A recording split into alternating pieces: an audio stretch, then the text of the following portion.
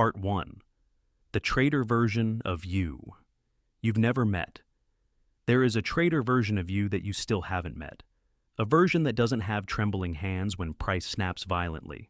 Not excited when winning, not collapsing when losing. A version so cold that if today you saw yourself in that state, you wouldn't recognize it.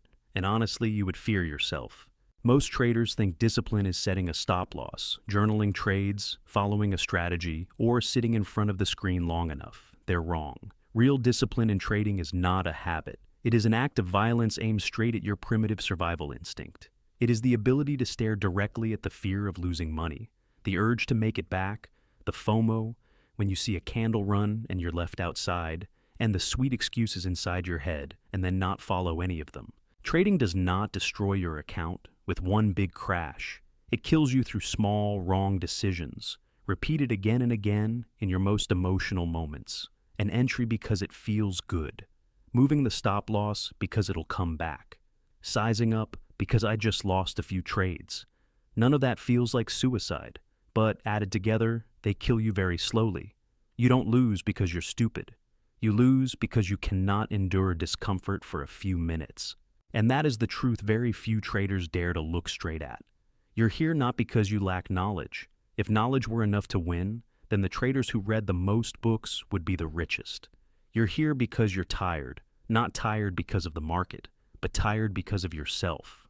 Tired because every loss becomes a moment of doubting yourself. Tired because every win becomes a moment of excessive excitement. Tired because you always promise that next time will be different. But when the chart really starts moving, you become the same old person again. You're stuck in a familiar loop. Expectation, excitement, losing control, losses, self-blame, promises, and then repeat. And the most painful thing is, you know it, but you still can't get out. The problem is not the strategy. The problem is the psychological identity you bring into every trade. You are trading like a person who needs to prove something, needs to make it back, needs to be right, needs the market to recognize you, and the market doesn't care. The market does not reward effort, does not reward emotion, does not reward intelligence. It only rewards emotionless compliance. Long-term survivors are not the best traders. They are the traders who stop negotiating with themselves. The moment you start arguing in your head, maybe I'll add a little more, maybe I'll move the stop up, maybe I'll skip this trade so I don't feel uncomfortable, that moment, power has already left your hands. A weak trader is not a trader who loses. A weak trader is a trader who reacts. Reacts to price, reacts to emotions, reacts to win-loss streaks. A strong trader is a trader who executes. They don't ask how they feel. They don't ask if they're motivated today. They don't ask if the market looks nice. They ask only one question. Does this match the plan that was written when my mind was clear? If yes, they do it. If no, they stay out. It sounds simple, but to do it, you have to kill a very large part of yourself. The part that loves action. The part that loves adrenaline. The part that loves being right. The part that loves telling others you just caught a beautiful move. Trading is, in reality, a process of stripping away layers of ego, and every layer that gets peeled off hurts.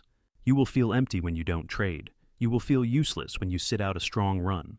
You will feel offended when the market moves in the right direction, but you're not in it. If you cannot endure these feelings, you will break discipline. And if you break discipline long enough, you will be eliminated from the game. The market doesn't need to kill you. It only needs to wait for you to kill yourself. The trader version of you you've never met is the one who has accepted that. That person doesn't need to win today, doesn't need to make it back this week, doesn't need to prove anything to anyone. That person focuses on one thing only: emotionless consistency. And that is why very few people become that version. Because to become that trader, you must accept a truth that is very hard to swallow. Trading is not self-improvement, it is self-destruction. You don't build more, you remove reflexes, remove excess emotion, remove the need to be right, remove the ego attached to every trade, until all that remains is a cold executor in front of a system that has been validated. And from there, for the first time in your trading life, you begin to have power. If you're listening up to here and you feel a bit uncomfortable, a bit exposed, a bit touched good, that means you're still awake enough to change. In the next part, we will begin the first stage of a trader's psychological transformation: the discipline of silence and why traders who talk too much always lose in the long run.